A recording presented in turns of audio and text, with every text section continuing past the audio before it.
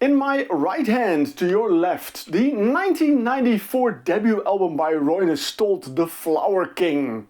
And in my left hand, your right, the 2024 released but 2023 recorded new live album by the Flower Kings, Live in Europe. So these two albums are spanning 40 years of progressive rock, 40 years of the Flower Kings. Hi there, I'm Hasse Froberg and I'm the singer and guitar player in the Flower Kings and you're watching LiveProg. Hey everyone, welcome to a new video on LiveProg. I am Marcel Hasser and yes, of course, the Flower Kings Live in Europe 2023. They did a tour to support their latest studio album, their 16th studio album, Look At You Now. And one of the shows they did was in the Boerderij. And that's the show they recorded and released on CD. Well, not the entire show. It's actually just 6 songs of that show. Then again, it doesn't really matter what songs they released because this album is magnificent. It's beautiful. It's wow. I'm gonna go into the music in a while, but first I did a little digging, going back into the history of the band because I was curious how many live albums did the Flower Kings release in their existence in the past, well, almost 40 years. They released in total 5 live albums, including this one, Live in Europe 2023.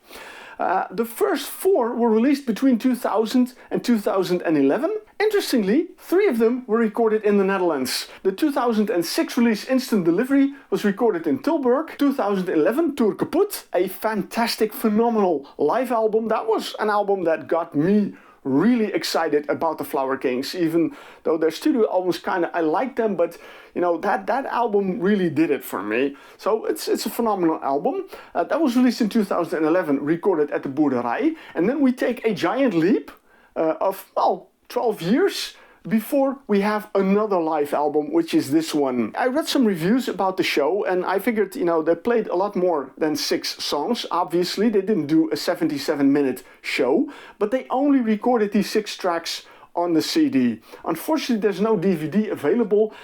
And kind of a shame because Tour Kaputt was the CD and the DVD.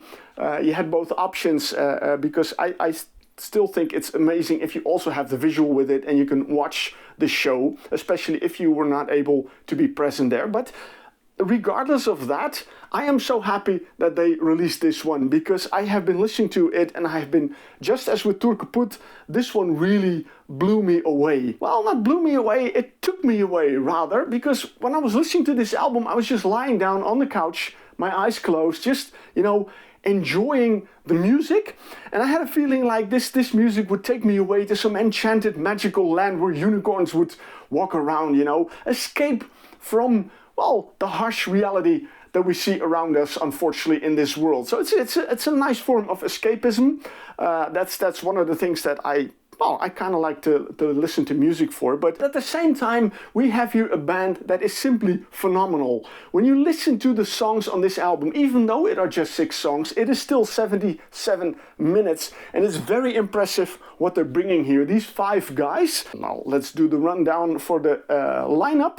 Of course, Roine Stolt on vocals and guitar, Hasse Froberg on vocals and guitar, Michael Stolt on bass and vocals, Lalla Larsson on keyboards, and Mirko de Mayo on drums. Now, the great thing is that the recording quality of this album is so good that when you listen to it, you can really enjoy all these 5 gents playing their instruments, doing the vocals, you know. It's such a delight to listen to this album. For that, I say it's a really amazing record. But I also found the choice of songs on this album quite interesting because they go all the way back to 1995, Back in the World of Adventures, the first The Flower Kings album, all the way up to 2023, Look At You Now, their most recent studio album. They play 2 tracks of their latest album, The Dream and Day for Peace. Originally on the studio album, the Day for Peace, which is of course a very important song, especially right now. Originally it had vocals by Mariana Semkina from I Am the Morning and her recent solo work as well on it. Of course, she's not present on this album. It's Roine and Hasse doing the vocals. that doesn't take away from the fact that it still is a very beautiful song, and even this rendition is really beautiful. Also, several songs are kind of expanded as opposed to their studio versions, which of course is also nice. Notably, The Big Puzzle, which is significantly longer than the studio version. Now, that was the track when I was listening to, and when it started out with these beautiful keyboards, with that beautiful guitar, and then you get that song, and the way they play it, I mean, I'm not familiar with all of the albums by the Flower Kings, and well, Back in the World of Adventures is one of the albums I'm not familiar with. I gotta say, when I heard that song, The Big Puzzle, it's like, wow, this is beautiful. This is really beautiful. This is the kind of music I really love to listen to. This is music that really calms me. When I have a bad day or something, I'm stressed out, that is a song that would really calm me down. And that is pretty much the vibe you find on this album. It's positive, it's uplifting, it's never heavy, it's never in your face, it's always calm, nice, soothing music.